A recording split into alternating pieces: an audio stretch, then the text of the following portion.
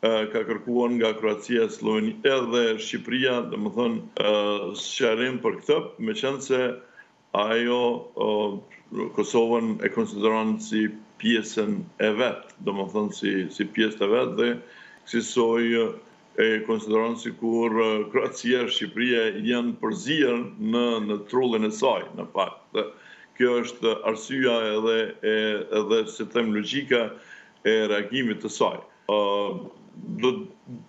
Është mirë që ky bashkëpunim të thellohet edhe më tutje, edhe të jetë më shumë dimensional, domethënë nga kjo se çfarë është nënshkruar, por gjithsesi si një hap është një hap i mirë pritur, i mirë dhe i dobishëm. Profesor Bytyçi, për ty?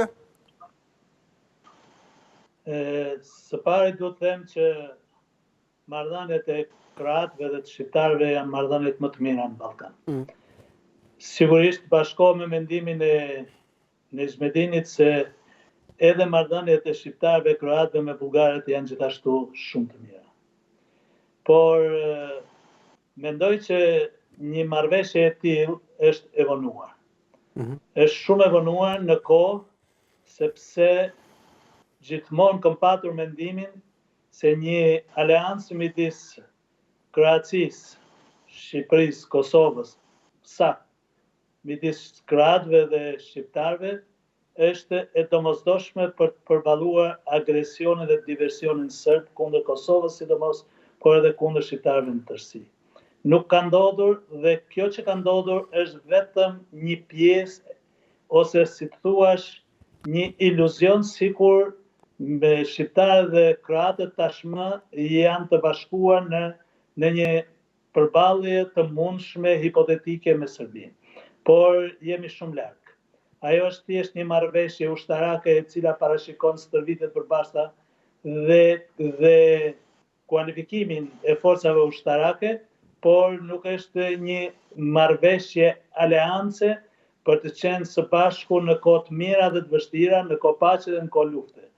Kjo marrëveshje e tillë çka po potencioj unë, mund të lidhet vetëm nëpërmjet një marrëveshje të nënshkruar nga kryetarët e shteteve ose kryeministrat e 3 vendeve apo më shumë vendeve.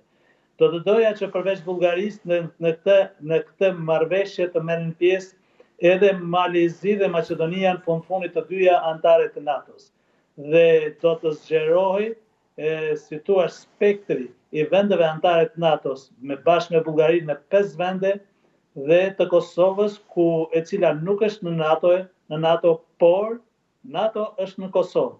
Dhe është më domethënëse që NATO të jetë në një vend se sa vendi të jetë në NATO. Kështu që mendoj që këto 4, 5 ose 6 vende të bashkoheshin për një qëllim vetëm, për të ruajtur stabilitetin në rajon. Nëse Serbia e koncepton një koalicion, një aleancë, një marrëveshje të përbashkët të 3 vendeve në rastin konkret, Kroacisë, Shqipërisë dhe Kosovës si kërcënim, ajo duhet kuptoj se shkaku i kësaj marrëveshje dhe ndonjë aleance hipotetike është vetë Serbia, vetë politikat e saj destruktive dhe destabilizuese në rajon. Në fund të fundit Serbisë askush nuk i ka kërkuar llogari nga vendet tona, nuk kam dëgjuar ndonjë udhëheqës lider politik të Shqipërisë, paktën në pushtet, që t'i ketë kërkuar llogari Serbisë pse ajo lidh marrëveshje ushtarake dhe furnizohet me armatime nga Rusia, Kina dhe vende të tjera, të cilat përbëjnë, si thuash, një lloj, sidomos Rusia, një lloj kërcënimi të drejtë për drejtë për rajonin tonë. Ndërkohë që ajo ja jep vetës të drejtën që të reagojë në pikpamje diplomatike. Këtu duhet ndalem pak më gjatë, po te reagimi i Serbisë, po. Jo, se këtu doja dalësh pak më gjatë, shumë mirë bëhet që e zhvendosur këtu bisedën te reagimi i Serbisë. Pse duhesh, çfarë do thotë ky reagim? Reagimi i Serbisë është ajo çfarë tha dhe Nexhi, është për të dëshmuar se Kosovën e njeh si territor të sovranitetit të saj. Sepse ndërsa marrëveshja është nënshkruar nga Kosova, Shqipëria dhe Kroacia, Beogradi ka bërë reagim dhe kërkon shpjegime nga Kroacia dhe Shqipëria, por jo nga Kosova. Po.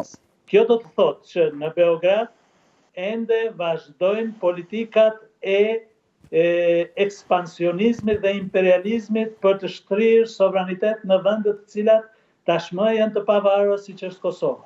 Të njëjtën lojë luan me Bosnjë-Hercegovinën, me Malin e Zi, por deri diku në mënyrë më latente, më paqësore me Maqedoninë e Veriut. Pikrisht këto lojra politike, diplomatike dhe konflikte që Serbia shfaq dhe ushtron kundër vendeve fshinj kanë bërë domosdoshme një marrëveshje të tillë. Marrëveshje të cilën unë paraprakisht refuzoj ta quaj një aleancë, por që shkon në drejtimin e mirë, në drejtimin e duhur, pavarësisht se është shumë e vonuar. Okej, profesor. Serbët e kanë për natyrë të hiqen viktim e të tjerëve përreth tyre. Ata edhe kur masakrojnë shqiptarët, thonë shqiptarët ishin fajtorë. Edhe kur kanë masakruar bosnjakët, kanë thënë se bosnjakët ishin fajtorë.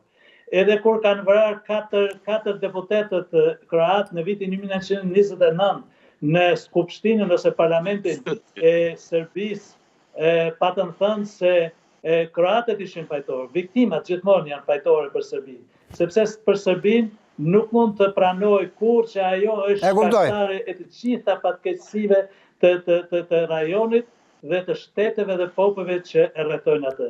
Prandaj dhe Serbia duhet vënë në një rrethim të plot.